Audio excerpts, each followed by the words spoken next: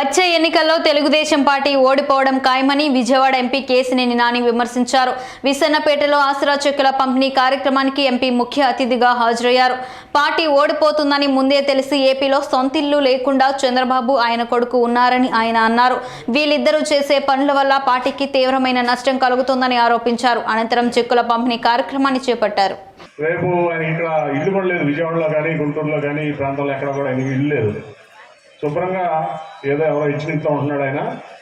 ఆయన తాళం వేసుకుని ఆయన సొంత రాష్ట్రం వెళ్ళిపోతాడు ఈ ఎలక్షన్ అవ్వగానే. ఎక్కడ ఆయన సొంత రాష్ట్రం? తెలంగాణ, హైదరాబాద్ ఉంది ఆయన ఇల్లు. ఇక్కడ ఎక్కడా లేదు ఆయనకి. ఎప్పుడు వాళ్ళు తాతలు కట్టినది ఎక్కడ నారావారిపల్లిలో ఉన్నామో కానీ నాకు తెలియదు. జగన్మోహన్ రెడ్డి అంటే మన జగన్మోహన్ రెడ్డి గారు చక్కగా ఇల్లు కట్టుకున్నారు, ఇక్కడ ఉంటున్నారు, ఇక్కడ నుంచి పాలన చేస్తున్నారు. అట్లాగే ఈ ఎన్నికల్లో ఓడిపోతానని ఖచ్చితంగా తెలుసు చంద్రబాబు నాయుడికి. దాంట్లో అందుకే ఇల్లు కట్టుకోవాలి. ఇక్కడ ఈ ఎన్నికలు ఆఖరి ఎన్నికలు చంద్రబాబు నాయుడికి, ఆయన పనికి మాలిన బుద్ధి లేని కొడుకు లోకేష్కి ఈ చివరి ఎన్నికలు. టీడీపీ కూడా అంత పెద్ద ఎన్టీ రామారావు పెట్టిన పార్టీ. నాకు స్వామిదాస్కి చాలా బాధపడుతున్న మాట చెప్పాలంటే కూడా. ఎందుకంటే స్వామిదాస్కి మరి ఆ రోజు నుంచి 30 ఏళ్ళు టీడీపీలో పనిచేశాడు. నేను ఒక దాదాపు 12-13 ఏళ్ళ నుంచి నేను ఎంపీగా ఉన్నాను. అంతకుముందు కొంత విజేసి ఉన్నాం. అయినా కూడా కానీ బాబు కొడుకులు చేసేటువంటి ఎదవ పనులు, చెత్త పనుల వల్ల పేద ప్రజలకు దూరం అయిపోయింది టీడీపీ. ఎన్టీ రామారావు ఆ పార్టీ పెట్టిందే పేదలకి, నిరుపేదలకి కూడు గుడ్డ నీడ అనే ఒక నినాదంతో పెట్టాడు. ఆత్మగౌరవం, తెలుగువారి ఆత్మగౌరవం అని మొత్తం కూడా దాని నుంచి దూరం అయిపోయింది పార్టీ. ఓన్లీ పెత్తందారులకి డబ్బు కోసం, అట్లాగే వాళ్ళ స్వార్థం కోసం, వాళ్ళ కుటుంబం కోసం పనిచేసేదానికే ఇవాళ చంద్రబాబు నాయుడు ఆయన కొడుకు పనిచేస్తున్నారు తప్ప పేదవాళ్ళ కోసం కానీ, సమాజం కోసం కానీ, రాష్ట్రం కోసం పనిచేయట్లేదు.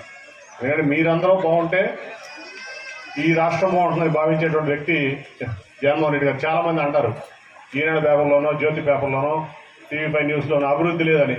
మీ అందరూ బాగుంటే మీ సంతోషం, మీ సుఖం, మీ ఆనందం, మీ యొక్క పిల్లలు బాగా చదువుకుంటే దానికంటే అభివృద్ధి ఏముంటుందని నేను అడుగుతున్నాను. మానవ అభివృద్ధి కంటే ఏ అభివృద్ధి ఎక్కువ కాదు.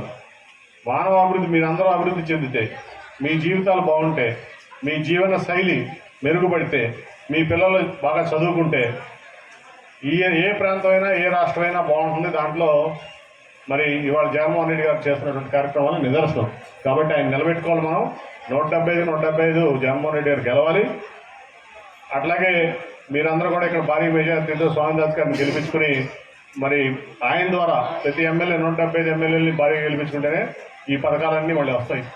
ఈ పేదలకి ఒక పెద్ద దిక్కుగా జగన్మోహన్ రెడ్డి గారు ఉంటారు.